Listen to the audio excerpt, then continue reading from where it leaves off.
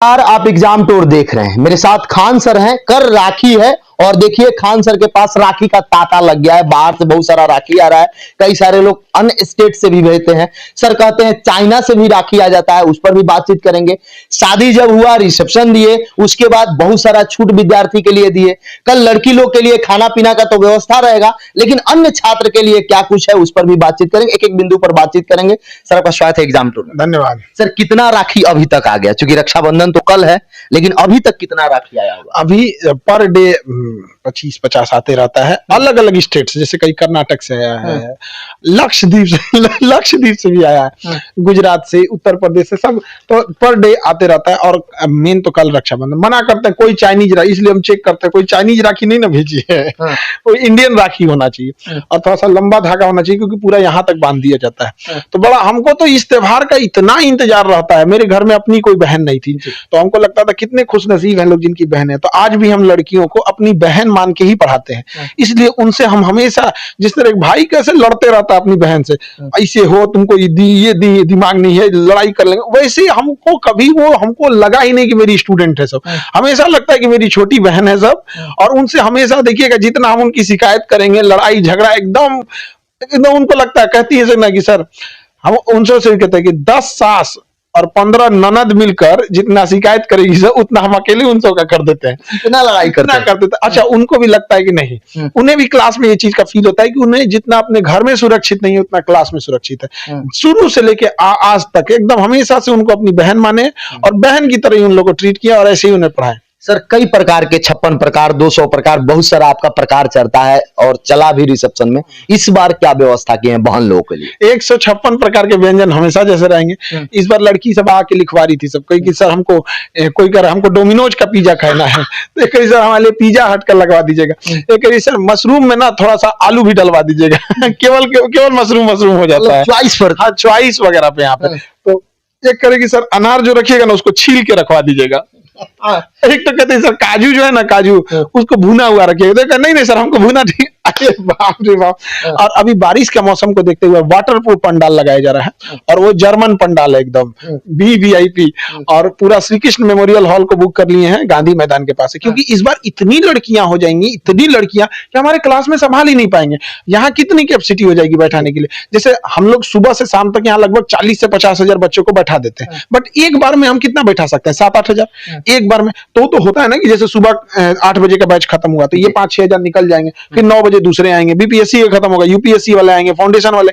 तो मूवमेंट करके हम लोग कंट्रोल करते हैं। वहां तो ऐसा नहीं होगा, वहां राखी बांधेगी, फिर खाना खाएगी, और उसके बाद फोटो खिंचवाने का, और ये बाप रे बाप 5 कोना से फोटो खिंचवाएगी सब, कभी इधर से कभी वहां।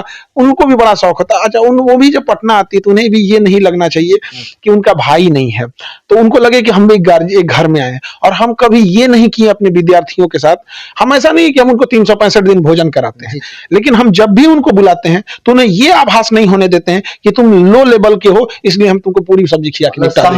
सम्मान के साथ। देखिए, अगर हम घर में पूरी सब्जी खा रहे, मतलब हम अपने गेस्ट को नॉर्मल पूरी सब्जी खिला दिए और विद्यार्थियों को खिला दिए, तब तो कोई दिक्कत नहीं। लेकिन हम अपने बैठेंगे बढ़िया गाड़ी, हमारे पास पैसा है, हमारे पास सब कुछ है, लेकिन विद्यार्थी को सोचेंगे ये क्या, तो पूरी सब्जी खिला तो चलेगा यहाँ पे। तो ये हम नहीं करते हैं कि वो सम्मान वाला इंसान है। जब हमारा गेस्ट अगर बनास होटल में 150 वैरायटी खाया, तो हमारा विद्यार्थी भी आएगा। बस ये था कि बनास होटल छोटा था, वो गेस्ट लोग को हैंडल कर सकता था, विद्यार्थियों की संख्या ज्यादा थी, इसलिए यहाँ पे और भी 4-5 दिन चलना पड़ा। अब कई शिफ्ट में करना, वही 10 तो बनास चाहिए यहाँ पे। तो हम उसके साथ भेदभाव नहीं किया। वैसे ही लड़कियों के साथ भी उनको यहाँ पे कई बार लड़कियां एक कह रही थी सर हमको ना वो ब्लूबेरी खाना है, ब्लूबेरी। तो हम बोले भैया जाओ ब्लूबेरी मंगाओ। अब बिहार में कहाँ ब्लूबेरी उतना मिलता है, और ये सब तो बड़ा 5 स्टार होटल का खाना है, किसी को एवोकाडो खाना है, तो सब अपना बड़ा अच्छा लगता है हमको भी। सर, इस बार चूंकि हर बार आप देते हैं, जब शादी किए, रिसेप्शन किए, कुछ छूट दिए छात्रों को, रक्षाबंधन पर क्या छूट दे रहे हैं सर?